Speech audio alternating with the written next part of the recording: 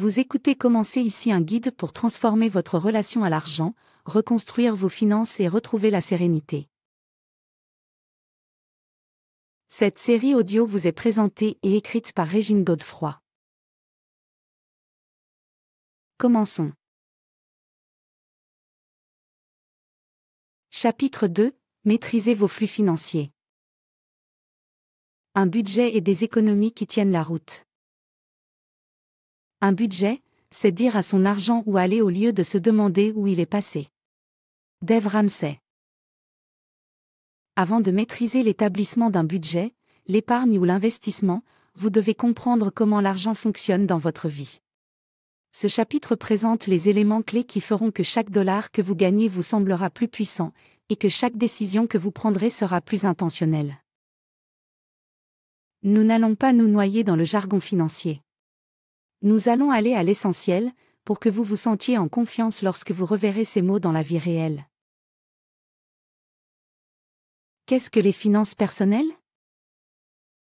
Soyons réalistes, les finances personnelles signifient simplement la manière dont vous gérez votre argent. Pas l'argent de votre voisin. Pas l'argent de votre patron. Le vôtre. La liberté financière ne vient pas en devinant. Elle vient de l'attention que l'on y porte. Votre argent circule dans 3 directions principales. Revenus, il s'agit de tout l'argent que vous gagnez. Qu'il provienne de votre salaire, après impôt, d'une activité indépendante ou d'une entreprise, de prestations gouvernementales, d'une pension alimentaire, de cadeaux, d'une aide ponctuelle ou de l'argent d'un anniversaire, s'il y a des rentrées d'argent, c'est un revenu. Il est important de noter. Votre salaire net veut concrètement dire ce qui est effectivement versé sur votre compte. Dépenses, il s'agit de l'argent qui sort. Loyer, courses, essence, Wi-Fi, Netflix, chaque facture ou prélèvement compte comme une dépense. Épargne et investissement, il s'agit de l'argent que vous conservez ou faites fructifier. C'est la partie que vous ne dépensez pas, et c'est là que la magie commence. Petit conseil, l'objectif est de creuser l'écart entre vos revenus et vos dépenses, et de combler cet écart grâce à l'épargne et à des décisions judicieuses. Des définitions qui vous aident vraiment. Sortons ces termes des manuels scolaires pour les appliquer à la vie réelle. Revenus. L'argent qui rentre. Qu'il soit horaire, salarié, à temps partiel ou passif, c'est votre carburant. Un revenu plus élevé vous donne plus de flexibilité, mais la première étape consiste à gérer ce que vous avez maintenant, aussi minime qu'il soit. Dépenses. L'argent qui sort. Les dépenses sont de 2 types. Dépenses fixes, loyer, paiement de la voiture, même montant chaque mois. Dépenses variables, les courses, l'essence, les loisirs, ces dépenses changent tous les mois. Le suivi de vos dépenses n'est pas une question de culpabilité. C'est une question de clarté. Budget. Un budget n'est pas une punition. C'est une autorisation pour votre argent. Il indique à votre argent où aller, avant qu'il ne disparaisse. Votre budget doit refléter vos priorités, vos objectifs et votre vie. Il s'agit d'un plan vivant, qui respire, et non d'une cage. Épargne. Argent mis de côté pour votre avenir. Il peut s'agir d'une urgence, d'un objectif important ou simplement de la tranquillité d'esprit. Épargne d'urgence veut dire pas de panique lorsque la voiture tombe en panne. Épargne d'objectif veut dire les vacances où l'idée d'entreprise se concrétise enfin. Commencez modestement. Restez cohérent. Investissement. Lorsque vous investissez de l'argent dans quelque chose qui peut croître. Il peut s'agir de la bourse, de l'immobilier ou de votre propre entreprise. Un rappel, vous n'avez pas besoin de milliers de billets pour commencer à investir, il suffit d'avoir le bon plan et d'être patient.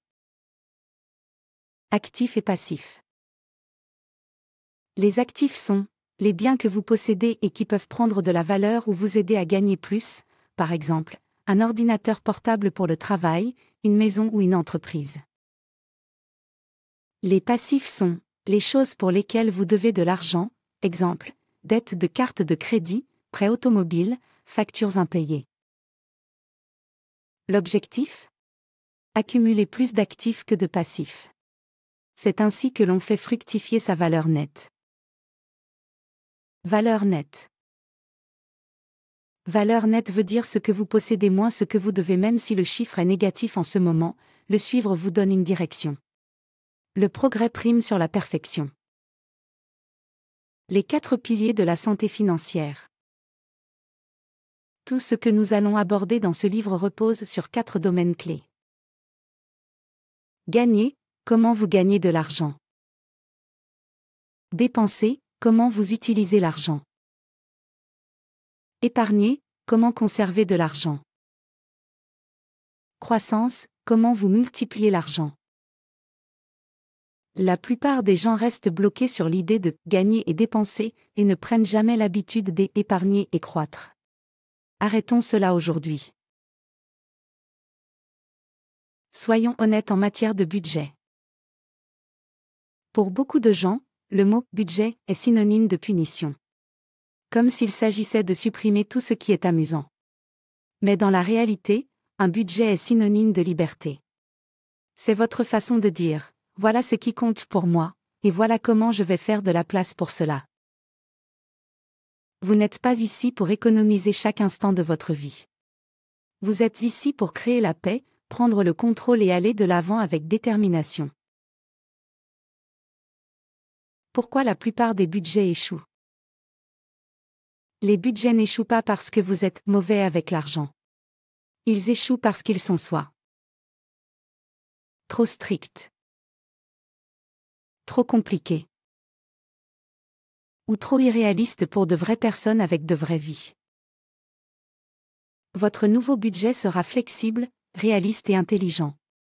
C'est ainsi que l'on crée des habitudes qui perdurent. L'argent ne doit pas être compliqué.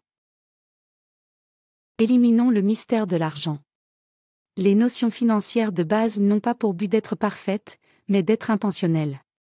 Vous n'êtes pas mauvais avec l'argent si personne ne vous l'a jamais appris. C'est la raison d'être de ce chapitre. Disons tout haut ce que la plupart d'entre nous pensent quand nous entendons le mot argent, la peur. Avant de nous plonger dans les budgets, soyons réalistes. La plupart d'entre nous évitent d'établir un budget parce qu'il s'agit d'un miroir dans lequel nous ne voulons pas nous regarder. Nous avons peur que notre reflet nous dise que nous ne pouvons pas nous offrir la vie que nous voulons. Que nous devons réduire nos dépenses.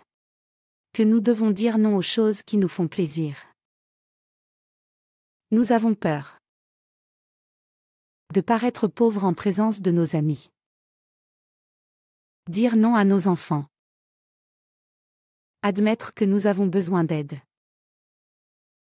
Faire face à tout ce que nous gaspillons sans nous en rendre compte. Mais voici la vérité, un budget ne vous prive pas de votre liberté. Il vous la rend. C'est en établissant un budget que nous brisons les cycles. Que vous ayez grandi en regardant vos parents vivre d'un chèque de paie à l'autre ou que vous réalisiez tout juste que l'argent ne se gère pas tout seul, ce chapitre vous montrera comment donner une direction à votre argent. Quel est votre budget ? Tout comme votre histoire financière et votre personnalité financière, votre budget doit s'adapter à votre vie. Voici 3 styles de budget et les personnes pour lesquelles ils conviennent le mieux. La règle 50-30-20. 50% sont des besoins. 30% sont des désirs. 20% sont de l'épargne ou du remboursement des dettes. Idéal pour les débutants, les personnes disposant d'un revenu stable. Un exemple. Revenu mensuel, $2,000. Besoin, loyer, facture, $1,000. Désir, manger au restaurant, faire du shopping, $600. Épargne dette, $400. Le budget base 0. Chaque dollar a un emploi. Revenu moins dépenses égale à 0. Idéal pour les personnes qui aiment le contrôle, les personnes ayant des revenus irréguliers. Un exemple. Revenu mensuel, $2,5. Loyer, $900. Service public, $200. Alimentation, $400. Transport, $300. Économie, $300. Dette, $200. Fun, $200. L'anti-budget. Épargnez d'abord, dépensez le reste librement. Idéal pour les personnes qui détestent les règles, les travailleurs indépendants. Un exemple. Revenu mensuel, $2,2. Économisez $500 automatiquement. Facture, $1,000. Le reste est constitué de dépenses flexibles. Principes fondamentaux de l'élaboration d'un budget. Posez-vous la question, quel style de budget me convient? Utilisez votre journal financier personnel. Répondez aux questions suivantes en choisissant la réponse qui s'applique à vous. 1. Que pensez-vous du suivi des dépenses? J'ai besoin d'une structure, utilisez le style 50/30/20. J'aime les détails, utilisez le style budget base 0. Je déteste ça, utilisez le style anti-budget. 2. Vos revenus sont-ils réguliers? Oui, tous les styles sont possibles. Non, style base 0 ou anti-budget. 3. Avez-vous des objectifs d'épargne? Oui, et je veux les atteindre rapidement, utilisez le style base 0 ou anti-budget. Conseil pratique, faites cet exercice après avoir effectué votre suivi des dépenses sur 7 jours, chapitre 1. Plein feu sur la vie réelle, le pivot de Vanessa. Vanessa, 35 ans, est mère célibataire de 2 enfants et travaille comme aide-soignante. Elle craignait que l'établissement d'un budget ne révèle à quel point elle était à la traîne. Mais après un week-end passé à noter ses dépenses, elle a constaté qu'elle pouvait économiser $150 par mois simplement en préparant ses repas et en changeant de forfait téléphonique. Aujourd'hui, elle établit un budget avec sa fille aînée une fois par semaine, et elle considère cela comme un jeu. Mon argent n'est pas parfait, mais je sais maintenant où il va. C'est ça le pouvoir. Élaborez votre premier budget, étape par étape. Étape 1. Connaître son revenu mensuel. Pourquoi? On ne peut pas budgétiser ce que l'on ne suit pas. Qu'est-ce que cela représente en pratique? Utilisez la moyenne des 3 derniers mois. Durée de cet exercice, 10 à 15 minutes. Comment faire? Prenez vos 3 derniers mois de relevés bancaires ou de fiches de paie, papier ou numérique. Listez tous vos revenus, salaires, activités secondaires, paiements publics ou aides familiales. Additionnez les revenus de chaque mois et divisez-les par 3 pour obtenir votre moyenne. Quelle est votre réponse finale? Mon revenu mensuel moyen est de en dollars. Documents à utiliser, relevé bancaire, fiche de paie, application mobile là où vous faites des transactions. Quel outil utiliser? Calculatrice ou tableur? Note importante, utilisez votre salaire net, c'est-à-dire ce qui est effectivement versé sur votre compte. Élaborez un budget adapté à vos objectifs. Listez vos dépenses fixes et variables. Pendant un mois complet, suivez chaque dollar qui sort de votre poche. Utilisez un carnet, une feuille de calcul. Ne réfléchissez pas trop, écrivez simplement. Exemple de catégorie à utiliser pour vos dépenses. Loyer ou hypothèque. Épicerie. Services publics, électricité, eau, Internet. Transport, essence, Uber, bus. Paiement de dette. Abonnement. De l'argent pour s'amuser. Don ou donation. Vous serez surpris de constater les fuites d'argent. Et une fois que vous l'aurez constaté, vous pourrez y remédier. Pourquoi? Pour voir ce qui doit rester intact et ce qui peut être mieux alloué. Quelle est l'application dans la vie réelle? Loyer, facture vs épicerie, essence. Durée de cet exercice, 30 minutes. Comment faire? Consultez vos relevés bancaires de carte de crédit du mois dernier. Il faut noter les dépenses fixes comme loyer, paiement de la voiture, abonnement, assurance. Les dépenses variables comme courses, essence, repas au restaurant, cadeaux. Les documents à utiliser sont relevés bancaires ou applications en ligne. Conseil pratique, utilisez des couleurs ou des colonnes différentes selon que le montant est fixe ou variable. Exemple, dépenses fixes. Loyer, 950 $. Assurance automobile, 150 $. Dépenses variables. Courses, 300 $. Repas au restaurant, 125 $. Quel est le total de vos dépenses fixes en dollars? Quel est le total de vos dépenses variables en dollars? Classez les désirs par rapport aux besoins. Vous n'êtes pas ici pour souffrir. Mais vous êtes ici pour créer l'intention. Un besoin est quelque chose qui vous maintient en vie, en sécurité et qui vous permet de travailler ou de vous occuper d'autrui. Un désir est tout le reste. Pourquoi c'est important? Ça aide à économiser judicieusement.